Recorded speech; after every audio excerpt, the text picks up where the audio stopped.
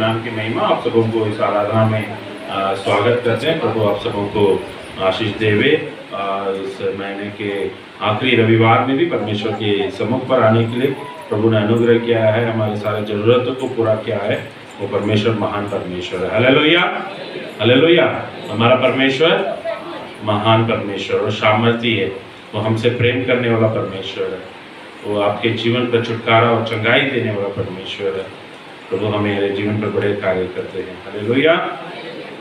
हम निकाले वाले पढ़ सकते हैं दूसरे इतिहास के पुस्तक 15वां अध्याय उसका 7वां वचन, second chronicles chapter 15 verse 7।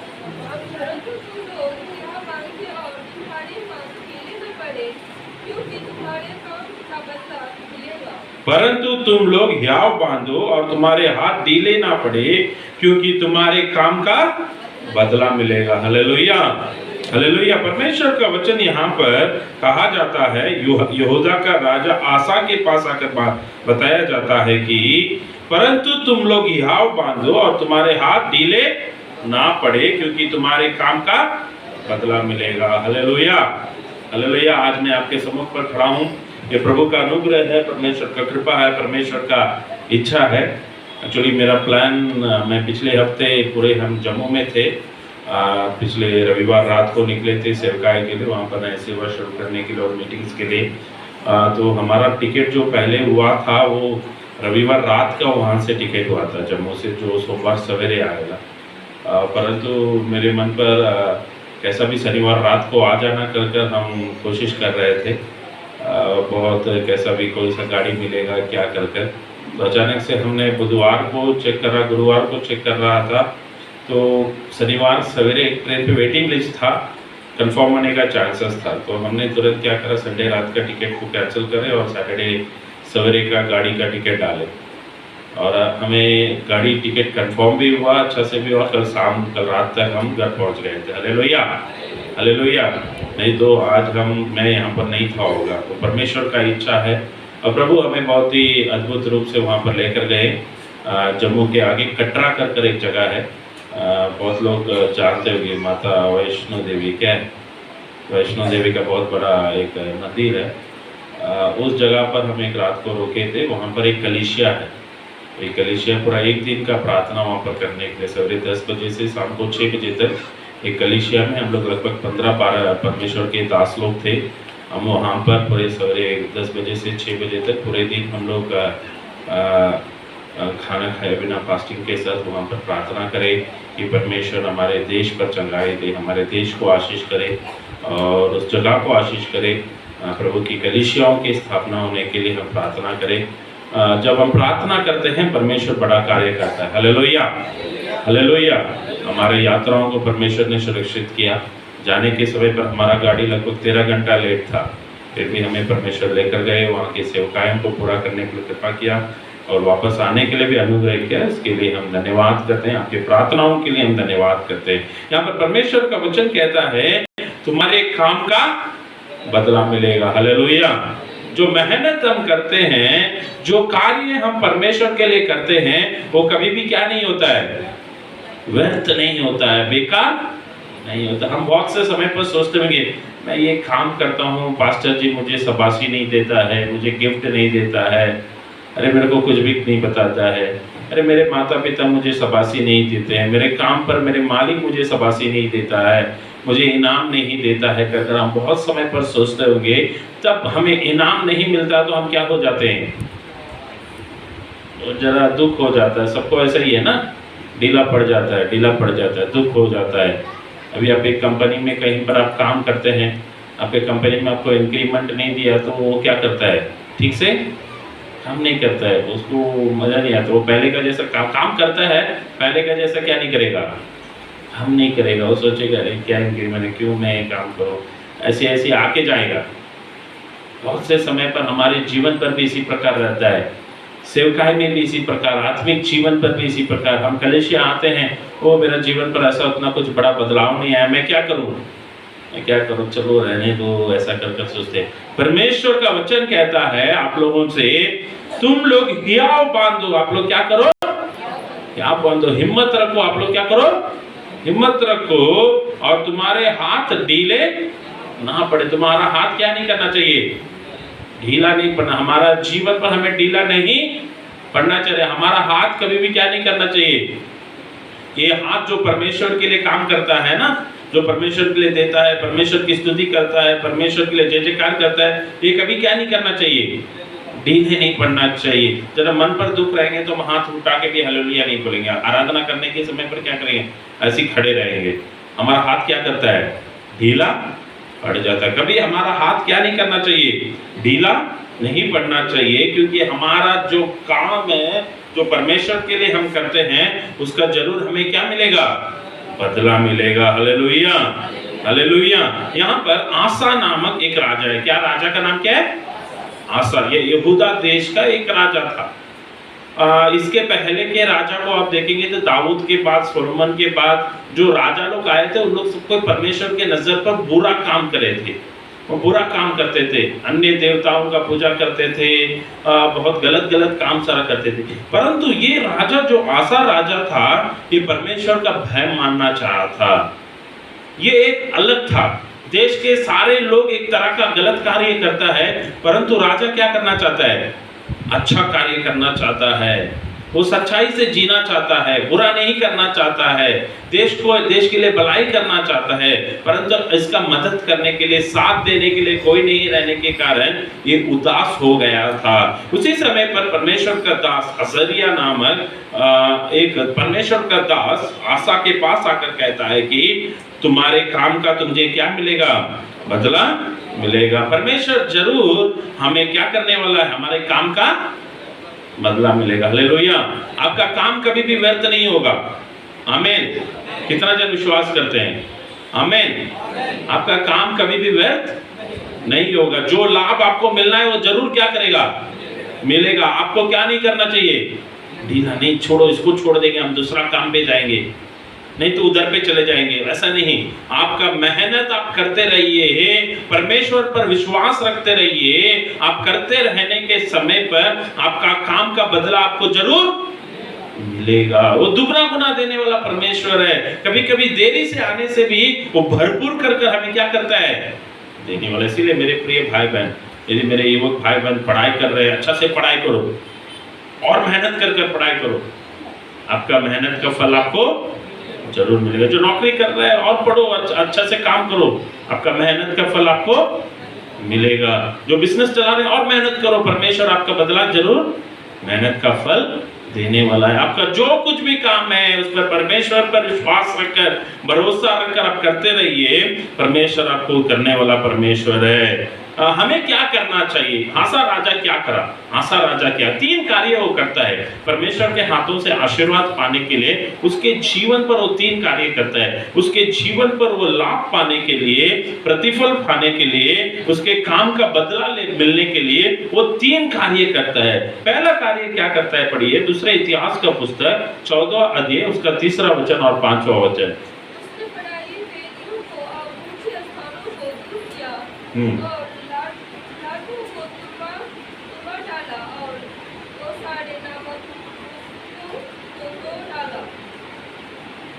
Hallelujah. तो इसने क्या करता है? और 5वां वचन पे लिखा है, उसने ऊंचे स्थानों और सूर्य की प्रतिमाओं को यहूदा के सब नगरों में से दूर किया और उसके सामने राज्य में चैन रखा। इसने क्या करता है? पराई या तो अन्य मूर्ति को हटा देता है। हालेलुया। उसके देश में जो कुछ भी अन्य चीज था, यहूदा लोग परमेश्वर का विश्वास करने वाले लोग थे। इस्राएली लोग प्रभु यीशु मसीह पर विश्वास करने वाले लोग थे। वो यहोवा परमेश्वर पर विश्वास करने वाले लोग थे। परंतु इसके पहले जो राजा थे वो दूसरे देश के साथ मिल गए थे और उस देश के मूर्तियों को, भगवानों को, मूर्ति के पूजा पाठ को अपना देश में लेकर आ गया, जो परमेश्वर को पसंद नहीं था, जो विरोध का कार्य था। तो इसे आसा राजा देखता है, यदि जब तक इसका पूजा पाठ मेरे देश में होते रहेगा, जब तक ये मूर्ति मेरे देश में रहते रहेगा, जब तक ये अन्य चीज मेरे देश में रहेगा, मैं हमारा देश क्या नहीं होगा? आशीष नहीं पा सकता है। तो तुरंत क्या करता है? उसने पराई वेदियों को और ऊंचे स्थानों को दूर किया और लाटों को तुड़वा डाला और असेरा नामक मूर्तों को टूट डाला। आज भी हमारे जीवन पर हम तो कलीसिया आ गए हैं, हालेलुया, हम तो विश्वासी है, हम तो बपतिस्मा ले लिया है, फिर भी हमारे जीवन पर क्या है? हमारे जीवन पर क्या है? अंग्रेजी में आइडल कर कर बोलते हैं, आइडल कर कर बोलते हैं, इमेजेस कर कर बोलते हैं। हिंदी में आप देखें तो मूर्ति कर कर बोला जाता है। हमारे जीवन पर है, हमारे जीवन पर आज भी हम रखते हैं। कुछ अंधविश्वास हमारे जीवन पर रहता है, वो इसे करूंगा तो मैं क्या हो जाएगा, ये हो जाएगा, इस दिन पर, इस समय पर, इस कार्य को मैं करूंगा तो मेरा सब कुछ हो जाएगा। बहुत अंधविश्वास करते हैं। नहीं नहीं, इसे तो मुझे बांध के ही रखना चाहिए मेरे शरीर में, ये बांध के रखना ही चाहिए, मेरे पूर्वज ने दिया है, उसको मैं हटा नहीं सकता हूं। अरे ये मेरा घर पर रहना चाहिए, नहीं तो कुछ हो जाएगा। हमारे जीवन पर ऐसा बहुत से कार्य हैं जो आज भी हम रखे हैं, जो हमारे आशीष को क्या कर रहा है, रोक रहा है। परमेश्वर का वचन कहता है निर्गमन के पुस्तक 20वां अध्याय पर उसका 3, 4 और 5वां वचन पढ़िए, जो परमेश्वर का आज्ञा है, सबसे बड़ा आज्ञा है, 10 आज्ञाओं पर एक है। निर्गमन के पुस्तक 20वां अध्याय उसका वचन 3, 4 और 5। तू मुझे छोड़ दूसरों को ईश्वर करके, प्रभु यीशु मसीह को छोड़ के दूसरों को क्या करके नहीं चाहिए, ईश्वर करके नहीं मानना चाहिए। दो नाव में क्या मत रखिए, पैर मत रखिए। अब चर्च भी आ गया, यहाँ पर भी प्रार्थना कर दिया और दूसरे जगह पर भी जाके पूजा पाठ कर दिया। मैं दूसरी जगह पर पूजा पाठ करना मना नहीं करता हूँ, वो आपका इच्छा है, ठीक है। मैं यही बोलता हूँ कि दो नावों पर क्या मत रखो, पैर मत रखो। विश्वास करता है प्रभु पर पूरे के पूरे 100 गुना क्या करो, विश्वास करो, तभी आपके जीवन पर आशीष पाएंगे। तो मुझे छोड़ दूसरों को ईश्वर करके नाम मानना। 4वां वचन लिखा है, अपने लिए कोई मूर्ति खोदकर ना बनाना, मूर्ति खोद कर ना बनाना, ना किसी की प्रतिमा बनाना, ना किसी की प्रतिमा बनाना, जो आकाश में या जो पृथ्वी पर हाँ या पृथ्वी के जल में है, हाँ, कहीं से भी कुछ भी प्रतिमा ना बनाना, तू उनको तू उनको दंडवत ना करना, दंडवत ना करना, ना उनकी उपासना करना, क्योंकि मैं तेरा परमेश्वर यहोवा जलन करने वाला, हाँ, क्योंकि मैं तेरा परमेश्वर यहोवा जलन रखने वाला परमेश्वर हूँ। और जो मुझसे बैर रखते हैं, हाँ, उनके बेटों पोतों और तो परमेश्वर का वचन एकदम सीधा कहता है कि परमेश्वर यीशु मसीह को छोड़कर दूसरा किसी को क्या नहीं करना चाहिए, ईश्वर कर नहीं मानना चाहिए। दूसरे चीजों को पूजा पाठ, आराधना, दंडवत नहीं करना चाहिए कर लिखा गया है। परंतु ये लोग जो इस्राएली लोग थे, ये परमेश्वर को भूल जाते। दूसरा इतिहास की पुस्तक 15वां अध्याय का 3 वचन पर लिखा है, बहुत दिन इस्राएल बिना सत्य परमेश्वर के और बिना सिखाने वाले याजक के और बिना व्यवस्था के रहे। वो परमेश्वर को भूल गए, बहुत दिन तक वो परमेश्वर को भूल गए।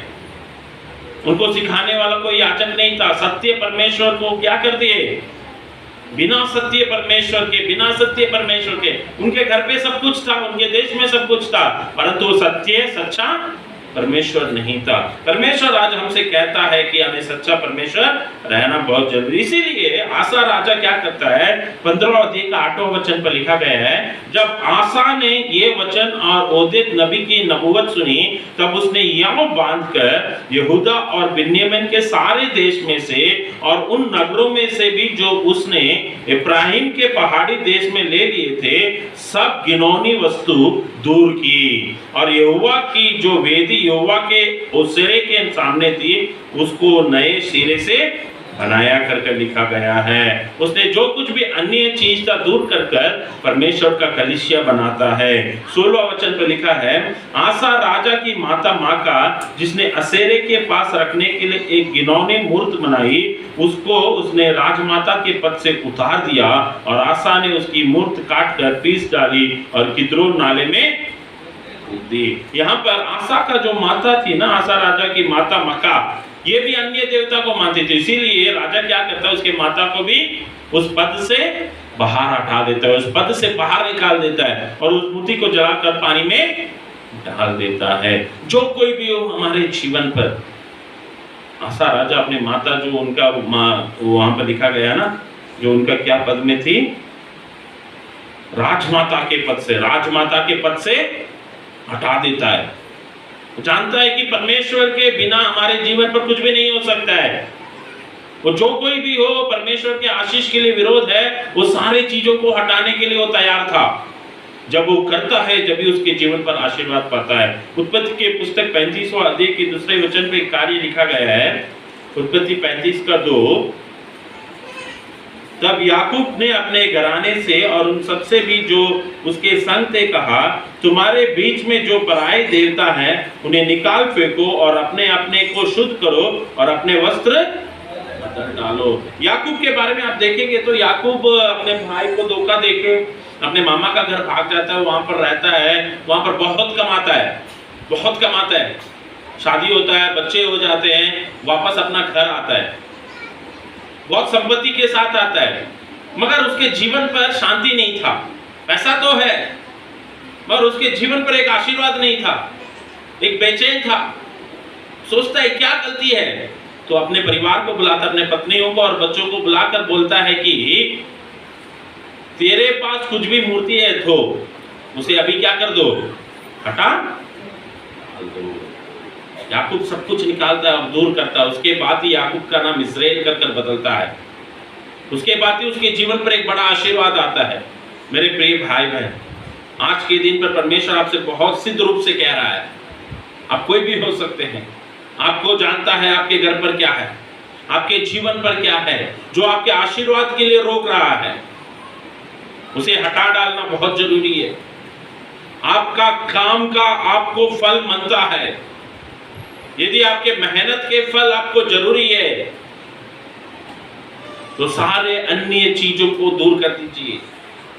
प्रभु पर विश्वास रखिए, प्रभु पर ही विश्वास रखिए, वो ही आपके जीवन पर आशीर्वाद दे सकता है। हालेलुया।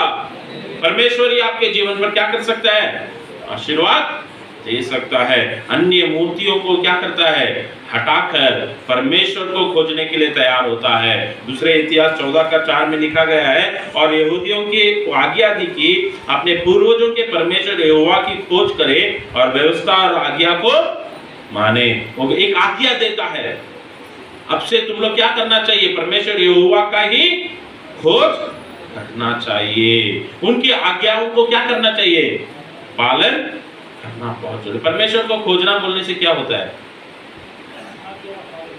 उनका आज्ञा का पालन करना। फिर हालेलुया, परमेश्वर को खोजना बोलने से क्या होता है,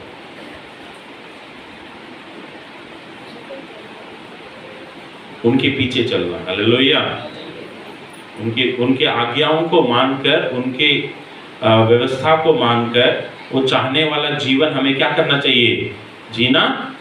आप बोलेंगे खोजना बोलने से, मैं तो संडे सवेरे चर्च आ जाता हूँ, 7:30 का चर्च है तो भी मैं 7 बजे आके बैठ जाता हूँ, मैं तो खोज लिया, मरन तो कोई सा भी वचन नहीं जानते। सिर्फ आकर बैठ के जाना खोजना, उनके बारे में जानना बहुत जरूरी है, प्रार्थना करना बहुत जरूरी है, सीखना बहुत जरूरी है, वचन जानना बहुत जरूरी है, घर पर प्रार्थना करना बहुत जरूरी है, घर पर आप बैठ के परिवार का प्रार्थना करना बहुत जरूरी है, रोज परमेश्वर को खोजना है, आप खुद बाइबल उठा के पढ़ना बहुत जरूरी है, सवेरे उठते साथ प्रार्थना करना बहुत जरूरी है। इसी को खोजना बोलता है। सवेरे रविवार को सवेरे चर्च आके जाना सिर्फ खोजना नहीं होता है। बहुत से लोग आते हैं, बहुत से लोग अलग अलग कार्य के लिए आते हैं, पर खोजना वही होता है कि परमेश्वर को जानना बहुत जरूरी है। परमेश्वर को अपने, यीशु मसीह को अपने परमेश्वर के रूप पर अपनाना बहुत जरूरी है, बहुत जरूरी है। जब तक आप अपनाएंगे नहीं, आप परमेश्वर को नहीं जानेंगे। आप जब परमेश्वर को जानेंगे ही तो आप उनको क्या करेंगे, अपनाएंगे। अपनाना बहुत जरूरी है। यहाँ पर ये राजा अन्य देवताओं को हटाकर परमेश्वर को अपनाता है। प्रभु यीशु मसीह को अपने देव के रूप पर, अपने मूर्ति के रूप पर, अपने देवी के रूप पर, अपने खुदा के रूप पर वो अपनाता है, तभी हमारे जीवन पर एक बड़ा आशीर्वाद मिलता है। दूसरा इतिहास का 15वां अध्याय के 12वें वचन में लिखा है, दूसरा इतिहास 15:12,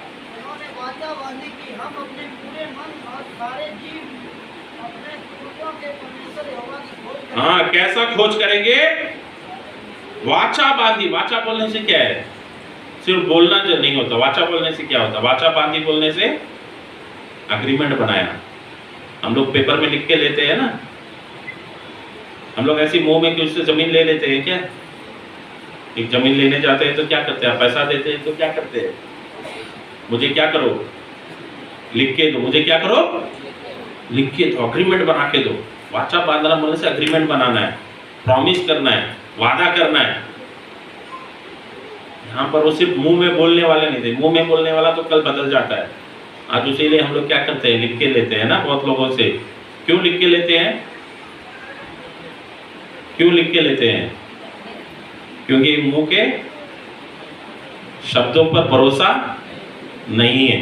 आज बोला वाला बोलेगा कि मैं कल बोला ही नहीं, तो हम रिकॉर्ड करके रख लेते हैं, वीडियो लेकर लेते रहते हैं। यहाँ पर परमेश्वर के सामने वो वाचा बांधते हैं। वाचा बांधना बोलने से 2-3 लोगों के सामने रहकर गवाही बनाकर उसे एक अग्रीमेंट बनाते हैं। क्या वाचा बांधते हैं कि हम पूरे मन और सारे जीव से कैसा परमेश्वर को खोजेंगे, पूरे मन और सारे जीव से अपने जीवन से, पूरे के पूरे जीवन से परमेश्वर को खोजना बहुत जरूरी है। हम कभी कभी परमेश्वर को खोजना भूल जाते हैं। ये आसा राजा भी परमेश्वर को खोजना भूल गया था एक परिस्थिति में।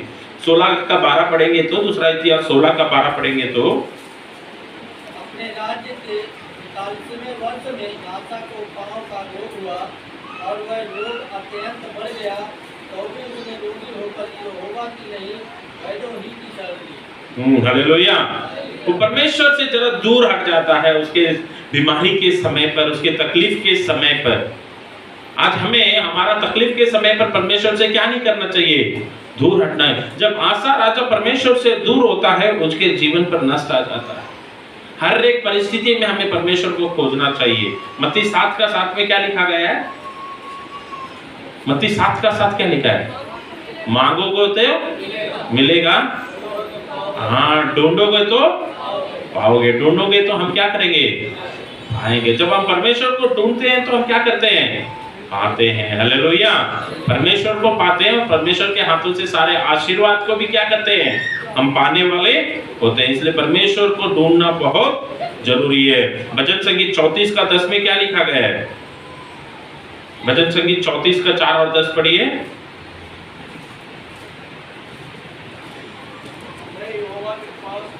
उसने मेरी सुनी और मुझे पूरे रीति से निर्भय किया। हाँ 10वां वचन, 4वां वचन, जवानों सिंहों को तो हाँ। ठंड होती है और वे भूखे भी रह जाते हैं, हाँ। परंतु यहोवा की खोजियों को किसी भली वस्तु की घटी न हो। यहोवा की खोजियों को किसी भली चीजों का क्या नहीं होता है, घटी नहीं होता है। जो परमेश्वर को खोजते, जवान सिंह भी क्या हो जाएगा, सिंह जानते हैं, मुझे बहुत ये वचन अच्छा लगेगा। क्यों बोलने से ना, ये सिर्फ सिंह करके नहीं लिखा है, जवान सिंह करके लिखा है। मैं बहुत बार बोलता हूँ, हम ये डिस्कवरी चैनल, एनिमल चैनल सारा देखते हैं ना, मैं भी देखा हूँ बहुत, ठीक है, सीरीज सारा देखा हूँ, एनिमल्स का देखा हूँ। ये शेर होते हैं ना, शेर बहुत ताकतवर होते हैं, लायंस बहुत ताकतवर होते हैं। किसी को भी क्या करते हैं, आसानी से उसके पंजे में लेकर आते हैं और शिकार कर कर भूखा नहीं रहता है। किसी ना किसी जानवर को क्या करता है, मार के खा लेता है, राजा है। परंतु वो शेर भी जब बूढ़ा हो जाता है ना, अब वो वीडियो सारा देखेंगे ना डिस्कवरी चैनल में, जब बूढ़ा हो जाता है वो शिकार नहीं कर सकता है। साधारण सा लोमड़ी आके इसको क्या करता है, काट के चले जाता है, मार के चले जाता है। ये चलना मुश्किल होता है, बूढ़ा हो जाता है तो भूखे भूखे भूखे में मर जाता है, शिकार नहीं कर सकता है। परंतु वचन कहता है जवान सिंह, जवान सिंह कभी क्या नहीं करेगा, वो किसी ना किसी को मार के खा लेगा। परंतु वो जवान सिंह भी क्या हो सकता है, भूखा रख सकता है। परंतु जो परमेश्वर को खोजता है, जो सच्चे मन से उसको ढूंढता है, पूरे मन के साथ, पूरे जीव के साथ उसको खोजता है, उसके जीवन पर किसी भी भली चीजों का क्या नहीं आता है, घटी नहीं आता है। हालेलुया। इसीलिए हम कहते हैं बार बार कि आप पूरे मन के साथ परमेश्वर को क्या करो, खोजो। खोजना सिर्फ संडे चर्च आना नहीं होता है, आपके जीवन के 24 घंटा 24/7 परमेश्वर के बारे में सोचिए। काम करने के समय पर प्रभु की धन्यवाद करिए, खाने खाने के समय पर प्रभु की धन्यवाद करिए। लेटने से पहले प्रभु की धन्यवाद करिए, उठते साथ परमेश्वर की धन्यवाद करिए। हर एक छोटा छोटा कामों पर परमेश्वर की क्या करना चाहिए? धन्यवाद करना चाहिए, स्तुति करना चाहिए, उनकी नाम की महिमा करना चाहिए। उसी को हमें क्या करना होता है? खोजना होता है। सिर्फ खोजना नहीं, उन पर भरोसा रखना भी बहुत जरूरी है। उन पर भरोसा रखना भी बहुत जरूरी है। जब आसा राजा के पास 14वां अध्याय की 11वां वचन आप पढ़ सकते हैं, दूसरा इतिहास 14 का 11। तब आसा ने अपने परमेश्वर यहोवा की क्यों दुहाई दी, हे यहोवा, जैसे तू सामर्थी की सहायता कर सकता है, वैसे ही शक्तिहीन की भी हे हमारे परमेश्वर यहोवा हमारी सहायता कर, क्योंकि हमारा भरोसा तुझी पर है और तेरे नाम का भरोसा करके हम इस भीड़ के विरुद्ध आए। हाँ, नाम के भरोसा कर अब क्या करें? इस भीड़ के, ये राजा था। अभी दूसरा देश का क्या करता है? इथियोपिया नामक एक देश बहुत बड़ा भीड़ लेकर, एक सेना लेकर इस राजा के विरोध पर लड़ने के लिए आ जाता है। और इस राजा के पास भी बहुत बड़ा सेना था और सेना तैयार था। फिर भी ये राजा सेना पर भरोसा करा बिना वो बोलता है कि मैं सेना लेकर आ गया हूं, मगर तो इस सेना पर मुझे भरोसा नहीं है। मुझे कोई जय दे सकता है, विजय दे सकता है, मेरे कामों का लाभ दे सकता है, मुझे बदला दे सकता है। वो परमेश्वर ही मुझे क्या कर सकता है? विजय दे सकता है। घोड़ों पर भरोसा नहीं है, मेरा भरोसा किस पर है? यहोवा पर है। हालेलुया। ये राजा वही बोलता है, मैं इस घोड़ों पर, सेनाओं पर मैं भरोसा नहीं कर रहा हूँ, परमेश्वर पर भरोसा कर रहा हूँ। आपके जीवन पर भी यही बहुत जरूरी है कि आप परमेश्वर को खोजना बहुत जरूरी है। यदि आपके हाथों का काम का बदला आपको जरूरी है, आपको प्रतिफल जरूरी है, आपके जीवन से हर एक अन्य चीजों को दूर कर दीजिए। वो जो कुछ भी हो सकता है, आपके शरीर पर आप पहने हो सकते हैं, आपके घर पे लटका के रख सकते होंगे, या तो आपके मन पर रखे हो सकते हैं। हर एक चीज को दूर करिए, सिर्फ प्रभु यीशु मसीह को खोजिए, उन पर भरोसा रखिए। कोई मेरे साथ दे या ना दे, मेरा ज्ञान, मेरा बुद्धि मुझे कुछ नहीं कर सकता है। मुझे जय देने वाला कौन है? प्रभु यीशु मसीह है।